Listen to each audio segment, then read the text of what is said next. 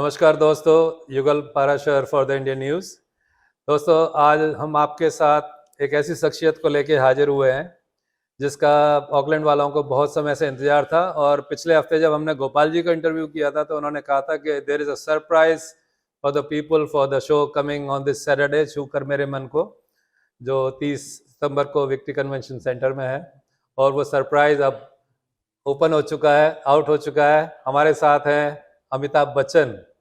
नमस्कार। अमिताभ बच्चन, आप समझ रहे हैं ये कौन है? शशिकांत पेडवाल जी। जी। Welcome to Indian news and जी, वेलकम जी। To New Zealand. कैसे हैं आप? जी, मैं बहुत अच्छा हूँ और जितने भी दर्शक मुझे देख रहे हैं उन सबको नमस्कार करता हूँ, धन्यवाद देता हूँ आप सबको। It is so good to C you and welcome you here in New Zealand in our studios. Shashikant ji, since ये आप हमारी ऑडियंस को पहली बार आप मिल रहे हैं, जी सर। कुछ अपने बारे में बताएं। अमिताभ बच्चन बनने की यात्रा आपकी कब से शुरू हुई और कितने समय से चल रही है ये?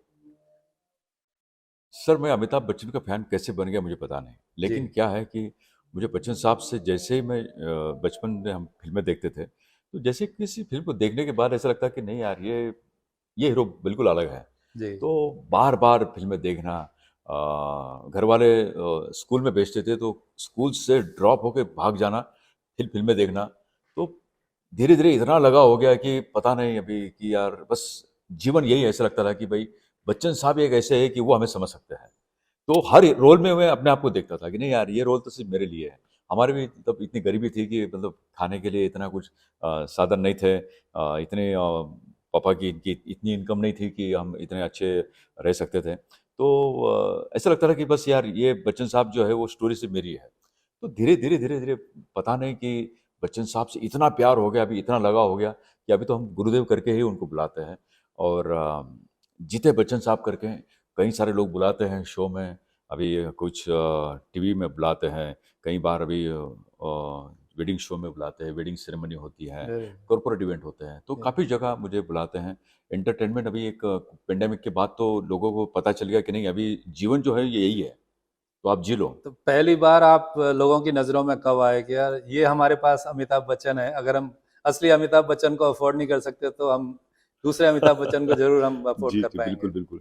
वो कब से आपकी यात्रा शुरू हुई? सर ये मैं 2008 से मैं इसके ऊपर फ़ेसबुक के ऊपर आ गया था। वेरी तो गुड। धीरे-धीरे फिर मैंने क्या किया कि मेरी पोस्टिंग थी नंदुरबार करके एक हमारा शहर है, गाँव है जी। भारत में।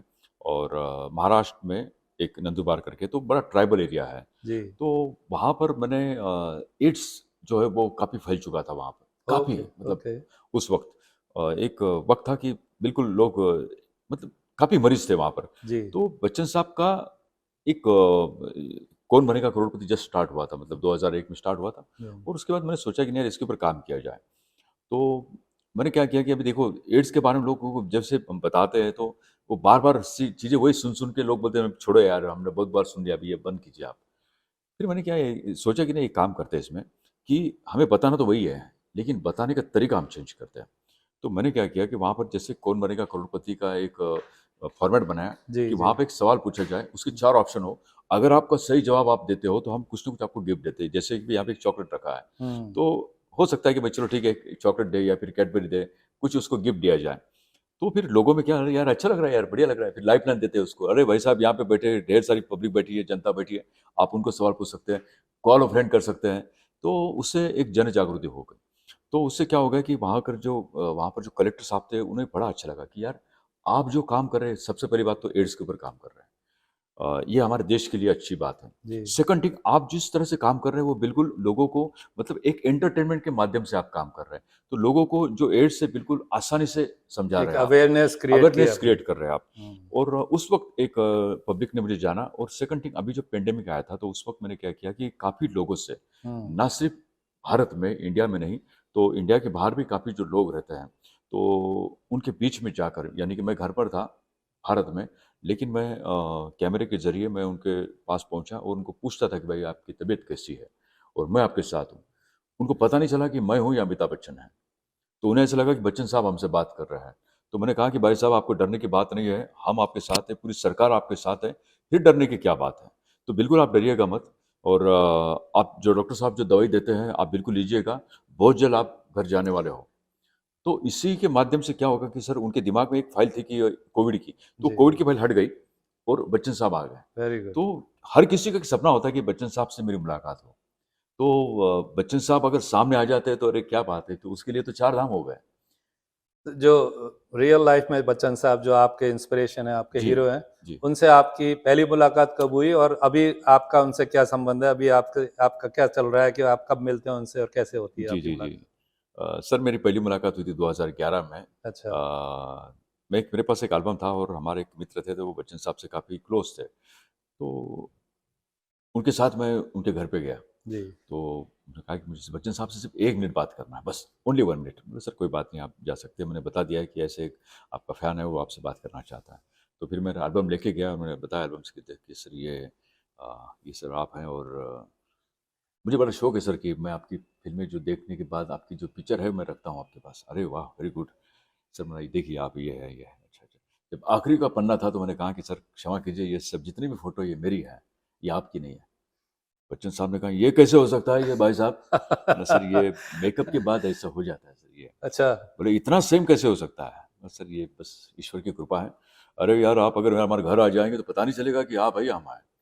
नहीं सर जब तक आप नहीं कहोगे मैं नहीं आऊँगा। That is amazing, yes, yes, that yes. Is amazing. और उसके बाद काफ़ी अभी तो बच्चन साहब तो मुझे अच्छे से पहचानते हैं क्योंकि जब पेंडेमिक में मैंने काम किया, तो उन्होंने मुझे केबीसी में बुलाया। वहाँ पर मेरे पूरे परिवार को बुलाया, मेरे से बात की मुझसे और मुझे कहा कि शशिकांत आप जो काम कर रहे हो बहुत ही अच्छा काम किया आपने, ये आपके दिमाग में कैसे आ गया? तो बच्चन साहब से एक एप्रिशिएट मिलना, ये सबसे बड़ी बात है। बिल्कुल, he is a living legend. जी, जी, जी। हाँ जी। और देखिए सर बच्चन साहब ने आपने मार्क किया होगा कि जब-जब भी वो बच्चन साहब ऐड करते हैं देश के लिए, तो ₹1 नहीं लेते हैं।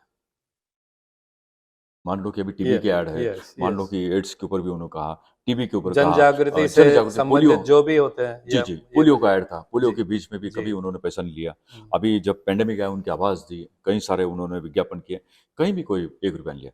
तो मैं चाहता हूँ कि जब बच्चन साहब इतना योगदान देते हैं, तो मेरा भी कोई दायित्व बनता है कि मैं भी कुछ करूँ।